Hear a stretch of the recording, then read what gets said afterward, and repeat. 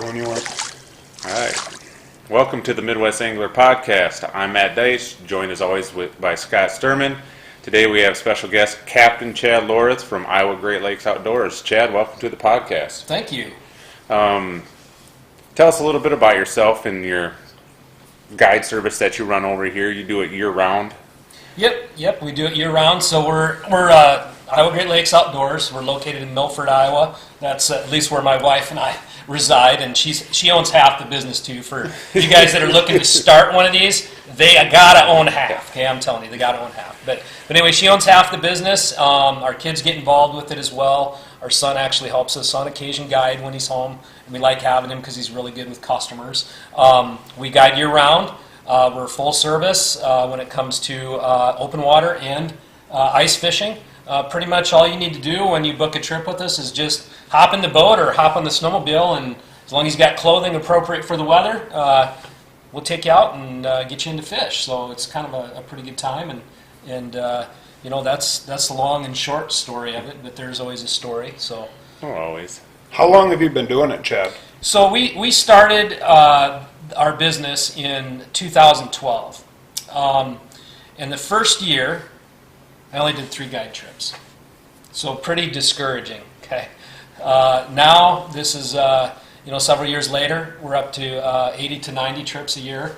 And we're kind of at a point where I've had to hire some folks to at least help us with our winter trips. We also sub out some work to some of the other local guides in the area, and of course the other guides do that too. We all kind of work together. So we've kind of grown from something that wasn't very good, or it seemed like when we first started, to something that's having some success, which is pretty cool. So, Yep. Lots of fun. So. And you do have a regular job also? Yep, I've got a regular job. I'll be honest, there's a lot of people in the fishing industry that have other jobs. They just, you got to have it.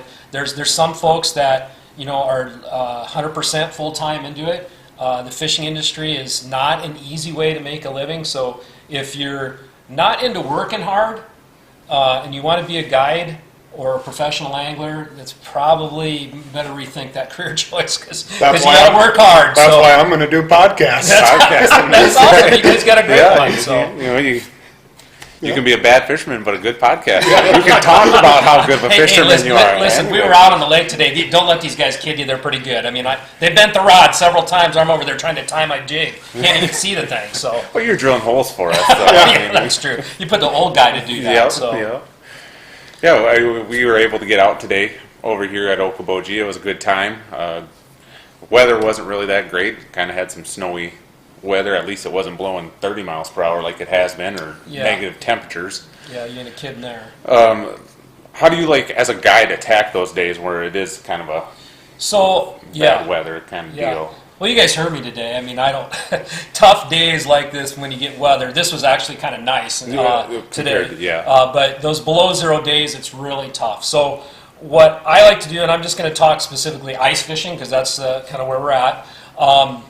With ice fishing, I try and run multiple portable flip-over shacks. That allows us to move folks around a little bit with what we can do on those super tough cold days. Because you can't always have success going out and drilling 1 or 2 holes, as we know today, and think that you're going to catch fish. And customers always have an expectation of catching some fish, but we're also about having fun in our guide service and then also teaching people. And so sometimes these tough days, when we got to move people around to deal with those conditions, we use that as an opportunity to educate those customers on kind of the challenges of ice fishing, how to overcome them and have success, which is what we do in our guide service. So it's kind of a challenge some days, as you all noted with your question, but we like to move around a little bit. Today you guys kind of saw we move kind of fast, but can't always move that fast when you got shacks and stuff to move around. But that really is the key, to just try and cover some ice, and that's how we overcome it. So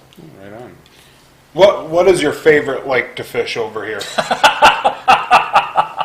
My favorite lake. You personally, not necessarily. Okay, so my favorite lake is West Okoboji, and that's just because you can cover short distance and a lot of water at the same time. and come across up to 7 different species on that lake. I mean, you guys fished it, know. I mean, on any given day, like I get calls from customers all the time, and they call me up and like, I only want to catch northern pike, okay?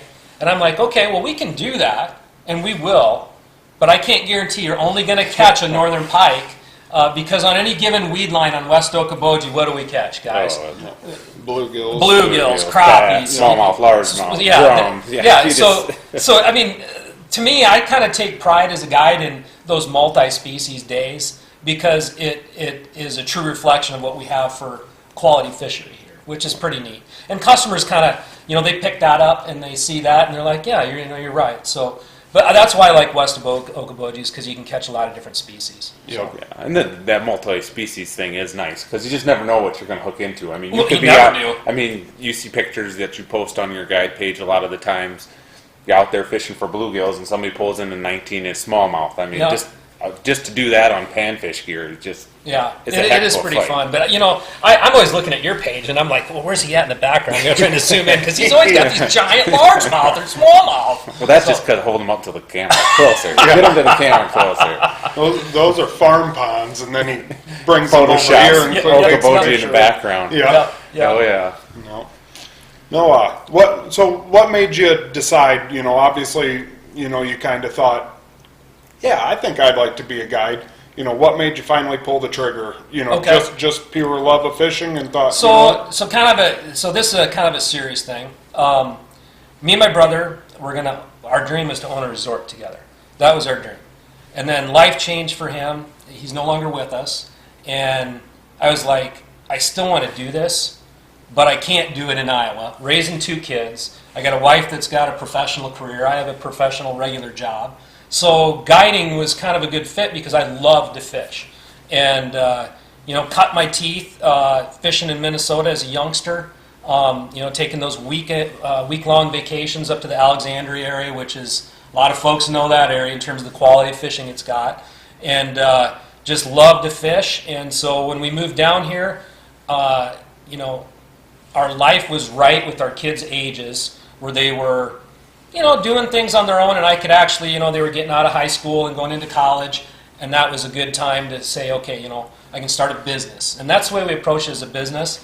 And, so my brother and I, we're still kind of living that dream on, even though he's not with us anymore, to guide. And it is really fun. It's a lot of work, guys, but I got all kinds of good stories, so it's a lot of fun. So. Well, we went Nate right before this, and just to hear some of the stories. Oh, I got some good ones, believe me. We'll hopefully get into a couple today. If anything reminds you of a good story, just start shooting. Yeah.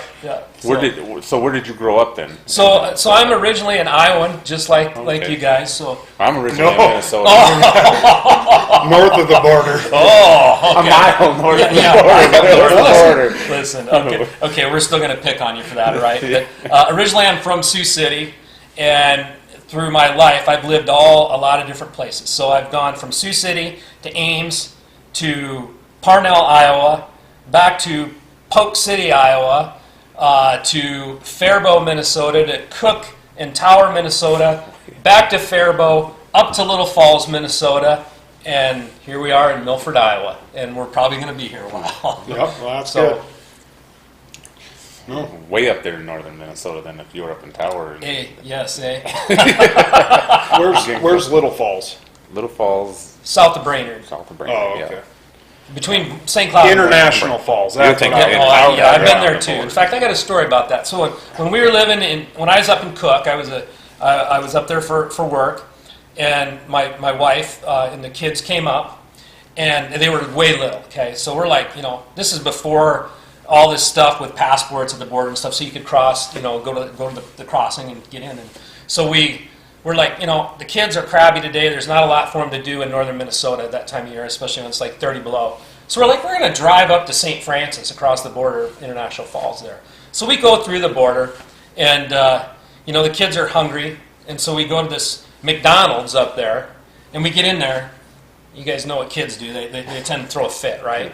Our kids start throwing a fit in this McDonald's restaurant. And I'm just like biting my tongue, like, come on, kid, just be good for us for a little bit here. And I'm thinking we are going to jail in Canada with our kids because they're being naughty. So anyway, it was a long day, but it's way up north, and it's kind of a fun place. It's just a different world, different winter than what we're used to. But if you haven't gone there, I'd encourage you. It's pretty neat. So. Yeah. Yep. I've been up to Ely before. Oh yeah. Up to the Boundary Waters. So. I've never been north of Minneapolis. Well, I can understand why you stopped there. There's lots to do. Yeah, no, I've never fished Minnesota. I want to fish Minnesota. I want to get up there, but just haven't had the opportunity yet. So hopefully. Well, we got this guy from Minnesota here, and he's not taking us to his secret sugar holes. You know? That's what I'm saying. Well, we're not that good of friends yet. I mean, we're friends, but just not that good of friends. You know, there's some things you share, and there's just some things you don't. Yeah. So how about up in the Alexandria area? What lakes do you? So my favorite lake in the Alexandria area is Lake Ida. Okay, I fished Carlos as well, and Miltona, great lake, great musky lake. Lake Ida is kind of, I grew up on that lake for the most part. Just because we vacationed up there so much, in the summer and then the fall, and then once the kids and I and Lisa moved north, it was weird because we lived a block off the Mississippi River, and I spent tons of time fishing smallmouth there, but I always took several trips over to the Alexandria area. And it's funny because she never complained about those trips because she was always along with us, but it was the ones to Mille Lacs when I went by myself. 3 to 4 days a week sometimes that the bait bill and the gas bill would catch up with you. Yeah. But Lake Ida is a great lake. It is. I fished that a couple times. Yeah. Like when we go up there every summer for 2 weeks, I always try to get out and fish a few of those lakes. So I'm always envious when I see your pictures on Facebook. Looks Yeah, like you and your wife have a great time. it is. It's a lot of fun. Oh yeah. Yeah. It's a good, up there, you can go, you put more gas in the boat than you do the truck in from lake to lake up there sometimes. Yep. So my wife likes Lake Ida because the wineries in Wineries, Alexandria. right? So- Yeah. I think that might be Carlos Creek Winery. Yep, right there, we both know it. yeah. Yep. What got you started fishing? Always did with your dad? Yeah, Or? well, so my dad. So my dad's originally from Mobile, Iowa, and he's a bullhead guy when he grew up. whose dads weren't? Yeah. They're bullheads, yellow bellies. Why not? But anyway, he got us vacationing up in the Alexandria area as a young family that he had at the time, and we started out camping in this canvas tent, and we'd stay in that thing for a week, and you just dreaded the rain and stuff. But my dad was the one that really got me into it, and he still fishes today, and I'd let him know though that he's not the king when it comes to walleyes anymore, like he used to be. So. Well, the way you were making it sound is that maybe your son's kind of dethroning you too. Yeah, he is dethroning me. I just got a call from him. Him and Mark finished 15th at the Yellow Bass Bonanza today, and which is out of what? How many teams? 300. 300. So they did pretty good. They did pretty good. Like, Right. I messaged him this morning. So these guys, the weather was bad here in the lakes, and you guys had it over west too. And the last time I fished that tournament, we had weather just like this, and I had a good feeling for the guys this morning, so I messaged Mark and I told him, I said, and I'm not his dad, by the way, because he's a great angler, but anyway, I said, good luck, told him, I just had a good feeling about it for him today, because Cam and I placed fourth in that tournament a few years ago, and, it was great. It was a great tournament, 50 teams less at the time, but we had this exact day where it was just, blowing, snowing, couldn't see. You saw I had ski goggles on this morning. Yeah. Well, I bought those because that tournament I didn't. And my friend Chris Kroll beat us to kind of one of the key areas that we were going to fish because he had ski goggles that day and he could go faster on his snowmobile. So it was one of those days, but I was happy for the guys. Cam did pretty good over there and Mark did too. So that's awesome. Yeah. It's awesome to hear. It's a pretty cool tournament that they put on over there too. I've never been there. We've talked about fishing it before, but just never really pulled the trigger to go do it. Yeah, it's pretty fun. I'd encourage you to check it out, and any of your listeners too. It's really an awesome tournament for Iowa. Yeah, the thing, if that is a tournament you're thinking about doing, you got to get signed up so far in advance. Yep. You know, Slots fill up fast. Kevin Paul does a great job running that tournament. But when Kevin puts out that he's taking registrations, get registered because you may not get in. It's a really sought after tournament by anglers. and a lot of great prizes. I saw that Eskimo donated 50 pistol bits, I think it was. Something like that. That's a lot. It was That's a lot of augers. It was a big number, and I looked through the prizes. There was, you know, a lot of shacks, a lot of Vexilars, a lot of flashers. That, yeah, and flighted tournament. You know, not just for the top 5 or the 10. You know, I mean, 85th gets a prize, and you know, 110th gets a prize, and that, you know, even if you're not a spectacular angler and don't feel like you can compete with some of these big dogs that are there, you still got a chance at winning something there. Yep, exactly. And that's the neat part about that tournament. So. Yep. Do you do much tournament fishing? So I do some. I have not done a lot of open water tournaments. In fact, I fished my first open water tournament this year with Chris. Fished up the local tournament up on Lake Sarah, and you know, that was a walleye tournament. One Chris and I want to forget about because we didn't fish too well. We had them dialed in really good the day before, but that's tournament fishing. It's Southwest Minnesota Lake Is that the Fishing, Southwest too. Minnesota Fishing Club tournament? Yeah. They're here. Those small lakes sometimes you could be on them one day and the next day they're completely gone. Yeah. Well, I learned that, and I'd never fished Lake Sarah before, so I'd done some pre-fishing with Chris up there. You know, during the summer, and it was really good, fun lake. But I do just some local ice fishing tournaments. You know, with guiding, you have to kind of make a choice.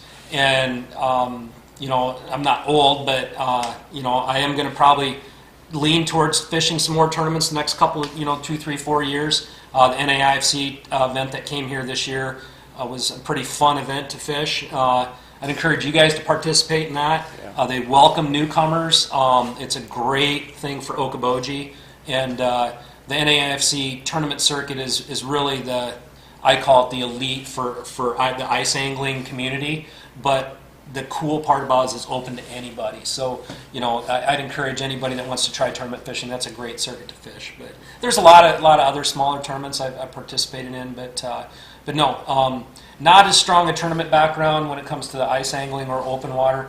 You know, I've fished in fishing clubs a lot, fished as an adult for a very long time, and you know, running the guide service doesn't really allow you a lot of time to fish tournaments because you have to be available to customers and be committed to that guide service schedule for the year. So. Right. Yeah.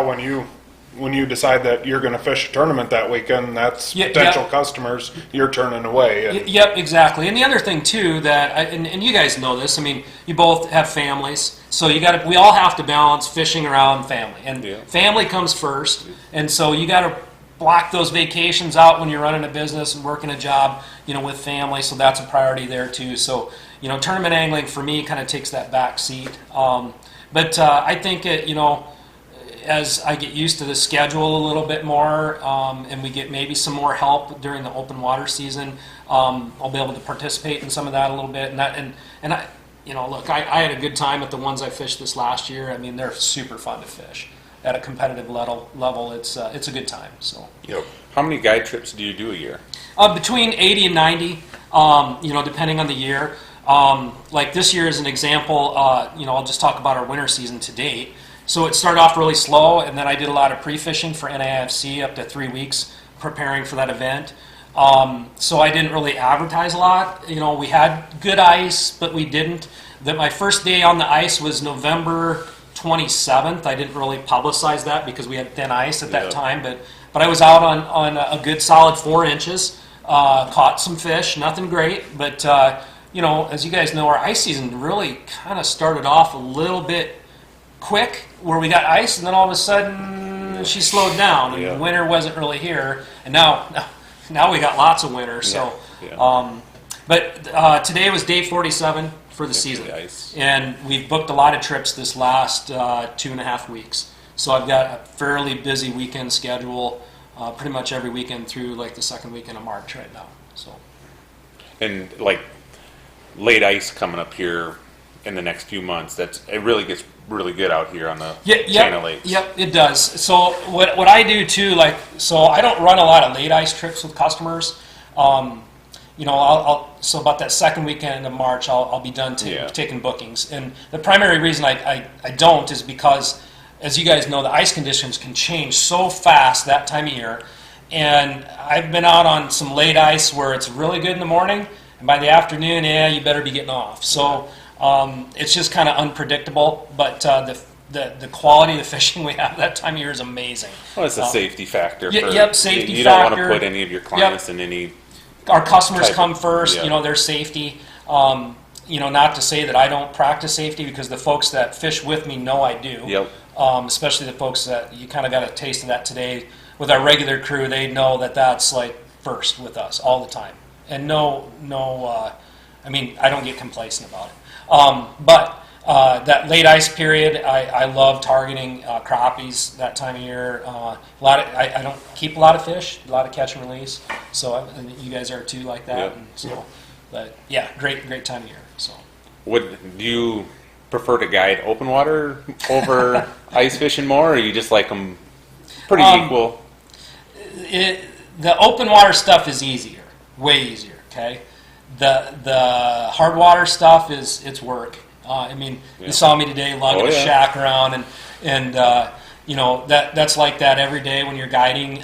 You've got to get up early, get everything out there, get it set up, hope the fish stay, and after you get everything set up, and not have to do a big move. In fact, I ran a trip here. It's been 3 weeks ago now. Had a father and son with me, set up. We were fishing in Emerson Bay, and the bite just didn't pan out. Looked good in the dark when I got everything set up on the flasher. I had fish. It was looking like it was going to be a good day. And by 9:30, I was like, where we need to move. And then you asked about those difficult days. Yeah, the wind was blowing like 30 miles an hour out of the south, and it was below zero wind chills. So we had to do a big move across the bay. Knock on wood that we did that, because it ended up being a successful day. So I love ice fishing, but the work in it is not as fun as the open water, because it's just easier to move around on open water versus ice. So. And today, when we were out fishing with you, at the very end, when we were packing up everything, I said to Matt, I'm like, this style of fishing is hard on gear. And, one thing that I noticed right away about you is you're not okay with a decent bite. You're going, you will keep hopping until you find a good bite. And, I suppose that's just from having customers, your drive to want to put your customers on good bites. And then it's a personal thing for me too, because, it's the challenge of finding those fish, and it amazes me at how much ice we have on a lake. It could be any particular lake. And if you show up at the lake and there's like 10 shacks over there on the west side, where does everybody go first? Oh, yeah. See, I'm going the other direction. I'm going east, because I know that there's probably going to be a better bite somewhere. And so if I can find that better bite and put our customers on it, great. But even if I don't have customers, I just love the aspect of the chase, because it's very satisfying to find that undrilled ice, and that first drop down there, kaboom, good fish. Yeah. And we caught some fair fish today. Some of those bluegills were really pretty. You caught that one that you caught was it was pretty nice. That was a tank. It was pretty nice. That was a good one. But that's the fun part about it for me. So yeah, it is always kind of fun to find. I think we talked about this earlier when we were eating, about just finding your own fish. Yep. It's just, I think sometimes that's what people miss when it comes to ice fishing, is the fact that, they must just be biting at this part of the lake because that's where everybody is. And, sometimes that's what people do, but it's not about going by the crowd. Sometimes it's better if you get, 300 yards away from the crowd. People might look at you like, what the heck is this guy doing? But it's like, you might be the one that gets on them. And we've all had those days where you go off by yourself. And, like you said, first jig down the hole and fish comes up and meets you, and it's just like, oh yeah, it's going to be a good day. This is something. Something pretty cool about with the guiding too is that taking a lot of families out. Yep. So you probably get to experience a lot of people, like a lot of kids' first catch and stuff like that. So that's got to be pretty neat. Yeah, it is. And I like, I've always been a guy that believes you got to earn your way. And so I get kids that come in the boat with their families, and I do everything I can as a guide to help them, okay? But I want them to be successful on their own so that they can appreciate the fact that they did the work, they had the success, and they can enjoy that success on other outings. And to me, that's the fun part about it. Oh, yeah. I had a kid this last year with his dad that came up, and he had never really caught a big largemouth bass. And so we had fished panfish, and everybody knows how that bite can get in July, where it's really good, like first couple hours in the morning, and it just really slowed down. And so I suggested maybe we go cast some jigs for bass, and you don't normally take a 12-year-old kid to do that, but I never back away from a challenge ever, okay? I'm not afraid to let them whip them things by. I mean, we'll be ducking down to the boat. They're going to cast on their own, do all this stuff. And we got on this bite on Hiawatha Point this past summer. It just had a really good deep weed line that came off of there. I don't normally fish Hiawatha a lot on West Okoboji. And we just got in a spot on the spot, and it was amazing. But if you were in the back of the boat, you were going to catch them. So the kid's dad was in the back of the boat, and I was up in the front with this young man, and knew where these fish were kind of set up because I had caught one first. And I told him, I said, okay, I want you to start kind of fan casting from left to right, and just let it fall, do a 15 count, because the weeds were up, and that was about putting it on top of the weeds. And so he made several casts, and I just told him, you got to pay attention to the detail a little bit and keep working at it. And as soon as I said that in the next cast, he hooked into this fish. It was a 20-inch largemouth, 5.25 pounds, biggest bass he'd ever caught, only bass he'd ever caught that size. So really cool kind of experience to see. So. Yeah, start them off right. Yep. That's kind of what it is like when I take those guys fishing all the time. Oh, jeez. It's like I always got to tell them, I'll do everything but hook your fish for you. It's like, you want me to hook it, man? I watched you guys, though. It looked like he was carrying you today. I mean, that rod has been all the time. No. He does. When it comes to ice fishing, I just don't think he ever takes the fish off his hook. I think he just acts like he throws it back down there and still same. So that explains why he had a wet sleeve to put the jig on the bottom of the hole, and he just had the rod bent. So open water, Matt he's a guide for me. This guy's no slouch. I'm telling you. Open water? Oh yeah. Best open water fisherman. Have you got an invite? I haven't. I do get invites. Jeez, I rank low. Well, we're worried. Usually you're out there by the time I get out there anyway. So. Well, we're a little bit worried that we invite you and all of a sudden you're going to charge us for it. Oh yeah. No, I should be paying you. So tell us about some of the staffs that you are on. Clam. So I started out on clam staff, and then that same season I got on with Bexlar, Corey Studer and the great guys up there. Kevin Paul, got to give a shout out to Kevin. He's been a great mentor to help me kind of navigate some of that in the beginning. And then more recently, JT Outdoor Products, Chad Cummings, give a shout out to him, and Chris Grandard for basically giving me the opportunity to be on that staff, because that's not an easy one to get on. But love the products that we use, and those are really the only three brands that we represent at this time is Clam and Vexlar and JT. And I'll be honest, that side of the fishing industry, a lot of folks don't realize it. When you get on as promotional staff, okay, you notice I'm emphasizing that. You're there to represent a product as professionally as you can, in a good light. You don't want to be in the bar, falling over drunk in your Clam jersey, puking your guts out on the floor. That's not professional. No. Yeah. So you want to really represent those companies to the best of your ability, promote their products, help people with their stuff, and just enjoy it, because the teams that comprise those companies and their promotional staff, you learn a ton from the people that are on those staffs. You're part of the Fish Addictions group there a little bit, and you've met some really great people, and that really is what has helped me as a person and as an angler to move ahead in the fishing industry. is making those contacts and learning from those other folks. And that, to me, that's the neat part about it. Yeah, that is pretty cool. Now, not only are you on the promotional staff with JT, but you also sell the fishing rods? Yes, so I actually, each staff person with the JT business model, we're all individual little business owners within that company representing their product and selling their product as basically anglers. So, if you're looking for JT rods, you can get them through myself or any other staffer for that matter. You can also order them online. And the great part about it is that if, like locally, like you two, if you wanted to try a rod, I have them in the boat. Come on, hop in with me. No charge. Let's go fishing. You can try one out. You don't say that, because pretty soon no one's going to be doing your guide trip. I want to test out one of those JT rods.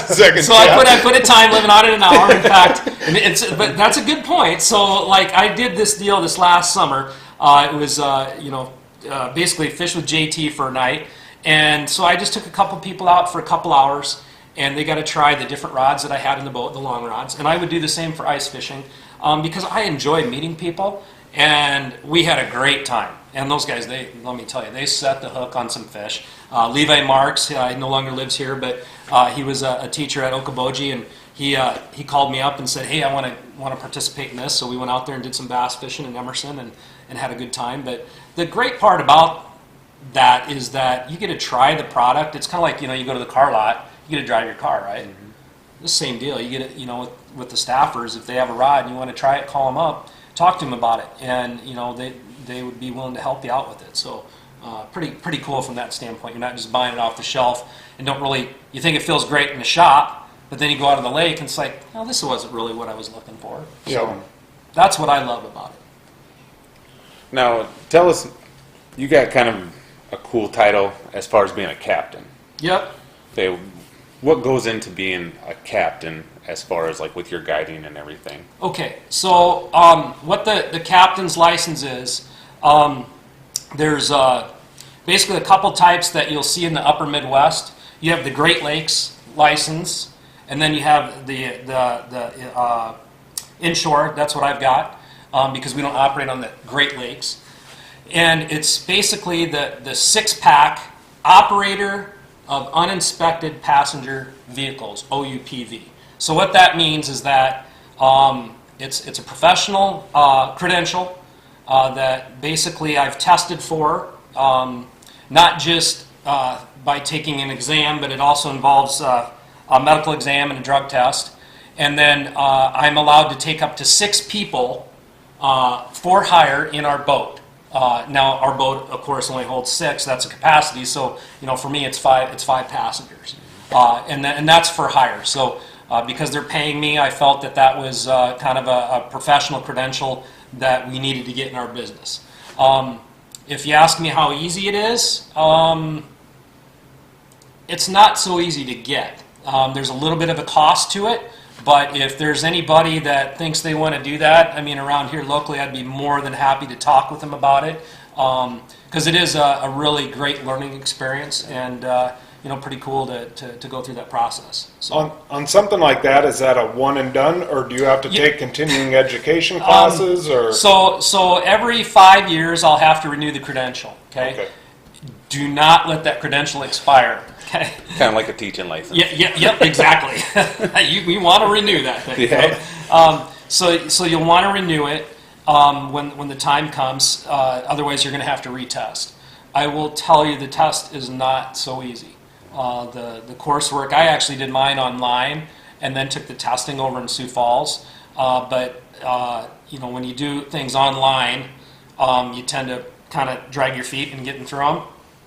A lot of those courses are offered over a period of like 2 weekends. Okay. But there's cost with that too. I decided to do the online thing, and then we tested over in Sioux Falls. But yeah, it's basically a one and done for the most part, unless you let it lapse. So you still have to keep up your first aid and CPR. That's required as part of it. And then the other thing that is required is the TWIC card, which you get through Homeland Security, which is the Transportation Workers Identification Card.